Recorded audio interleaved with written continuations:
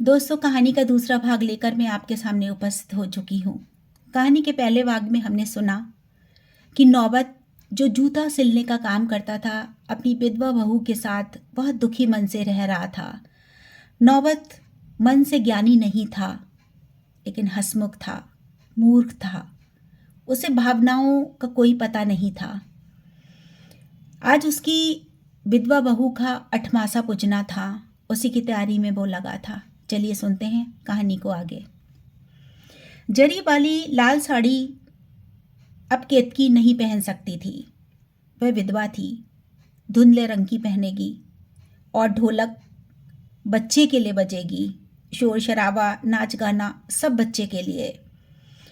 बरसी के बाद भी सब शोक मातम केतकी निभाएगी। श्रृंगार लाली, नाखूनी, चूड़ियाँ तो तभी अर्थी परी तोड़ डाले थे। मोतीचूर के लड्डू हलवाई से आए थे जो मोहल्ले में बटेंगे। बाकी चाय शरबत का इंतजाम नौबत ने कर लिया था। इतनी हैसियत से वह नाखुश नहीं है। दावत न करा पाने का कोई खास मलाल भी नहीं था।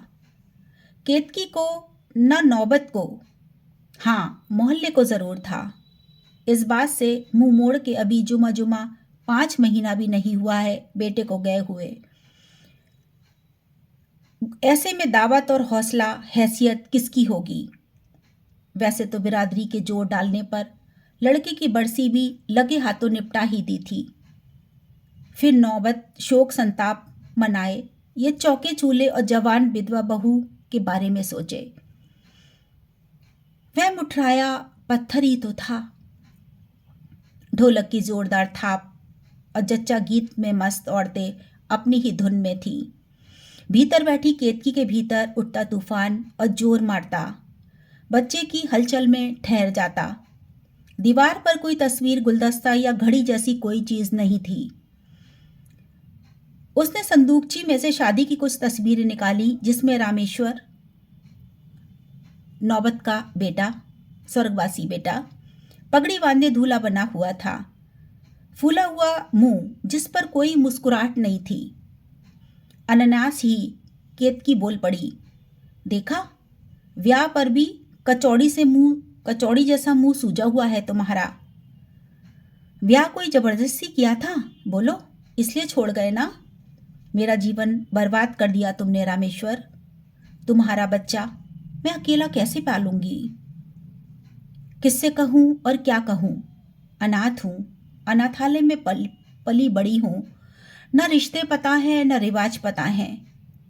जब तुम्हारे बापू जूते बनाने बैठे थे हमारे आश्रम में, तब उन्होंने बगैर पूछे मुझे मांग लिया था तुम्हारे लिए। मैं भी खुश थी कि पति मिलेगा, घर मिलेगा, पिता मिलेगा, रसोई मिलेगी, पूरी की पूरी। सब ढह गया, कुछ ना मिला। 2.5 महीना संग रहकर तुम भी साथ छोड़कर चले गए। अब ना आश्रम रहा ना तुम्हारा साथ। रसोई का दाल भात दिल खोल कर खाती कि समय रोने धोने और भाग को कोसने में कट रहा है। रामेश्वर, मैं कहाँ जाऊं? मुझे जीना है, खूब खुश रहना है। सुशीला की तरह हंसना और ठाके मार के कैसे हंसूं मैं? तुम्हारे तुमसे प्रेम भी ना कर पाई। कैसे होता है प्रेम मैं क्या जानूं? क्या साथ रहते रहते होता है या एकदम, मुझे ये भी नहीं पता। सुशीला को जैसे हुआ था एक लड़के से प्रेम, और वह अनाथालय छोड़कर उसके साथ भाग गई थी। बाद में पता चला कि उसने ब्याह कर लिया है, पर कभी उसने बताया नहीं प्रेम के बारे में। रामेश्वर की आंखों में आंखें डालती हुई केतकी झिझकी, एक बात बताऊं, किसी से कहोगे तो नहीं? वो रेड़ी वाला बद्री है ना, मुझे छुप छुप के देखता है। उस दिन पाव लौकी की जगह आधा किलो तोल दी उसने, और पैसे पाव के काटे। मूर्ख, उसका मूर्खपन काहे भाता है मुझे। मन गुदगुदाता है। तुम्हारे जाने का सूनापन फीका पड़ने लगता है। नींद में रंग बिरंगे सपने आते हैं। क्या मैं पापन, डाकन, कुलक्षणी? जब देखो मेरी होरी देख रहा होता है, पहले से, कभी चोरी से, कभी सामने से। पर कभी हंसता नहीं है। मैं घबराती हूँ, पर उसे देखने को जी करता है। रामेश्वर, मेरी मुट्ठी में दबे पैसे छोड़ वह रेड़ी को आगे बढ़ा लेता है और मैं देखती हूँ गली के मोड़ तक उससे जाता हुआ। ये जोर सी हलचल दिल की धुकधुकी को धौकनी बना देती है, जैसे मैंने अभी अभी दौड़कर मैदान का चक्कर मारा हो। रामेश्वर, प्रेम को तरसता हुआ सूखा मन क्या दूसरे मर्द से तर हो रहा है? तुम तो दगाबाज हो रामेश्वर। अब क्या बद्री, कहीं ये प्रेम तो नहीं? ऐसे ही धड़कता हुआ कलेजा सुशीला दिखाती थी मुझे, और फिर अकेले बैठकर खोई रहती थी। मुझे भी तो भीतर का कमरा अच्छा लगने लगा है। सुशीला की तरह खुद में खोई रहना। कोई आकर दुख में रोने को उकसाता है तो आंसू निकलते ही नहीं। इतके भीतर के कमरे में अपने जीवन के उलझे माझे को समेट रही है कि बाहर से औरतों ने बुलावा भेजा। गोद भराई की रस्म है, चंदन चावल का तिलक लगाकर होने वाले बच्चे को आशीष देना है। अरे आजा रे बहोरिया, तनिक बाहर आकर गोद पड़वा ले रे। नौबत खुश था कि आज दुकान वाले बेटी के पैसे छोड़ दिए थे और माखन ने भी मोतीचूर के लड्डू उधार भिजवा दिए थे, नहीं तो गुड़ बताशे से ही काम चल जाता। माखन वैसे बुरा था, आज अच्छा क्यों हो गया? शायद बच्चा पैदा होने की खुशी में। क्या पता रामेश्वर लौट आए बच्चे के रूप में। तब तक केतकी का ध्यान मैं रखूंगा। फिर वह बच्चा पालेगी। जब बच्चा बड़ा हो जाएगा तो रामेश्वर की तरह घर संभालेगा और केतकी की खुशियाँ लौट आएंगी।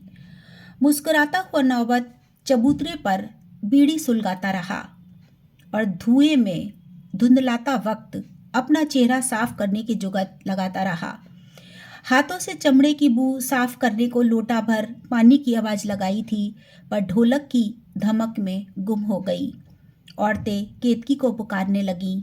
बैठने को पीला कपड़ा चौकी पर तैयार था। पूजा का सामान, लड्डू का थाल, परिवार की बुजुर्ग महिला गोद भरने के लिए बैठी थी। सब में उत्साह था गाने बजाने का, मंजीरों की धुन का। मदरा काकी की चुटकी तो एक के बाद एक 4-4 गानों पर ठुमक रही थी। केतकी उसकी पक्की सहेली जो ठहरी।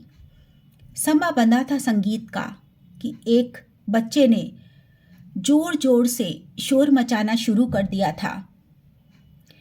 केतकी भाभी भीतर नहीं है, पूरे घर में कहीं नहीं है। ढोलक की थाप रुक गई, गीत बंद हो गए।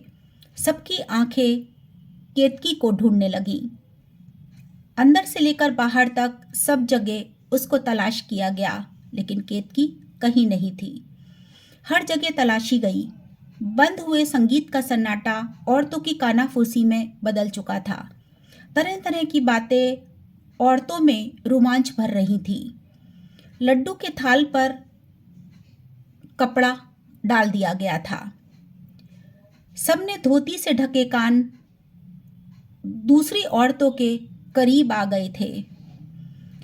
अल्प इंतजार के बाद सर्वसहमति से घोषणा हुई।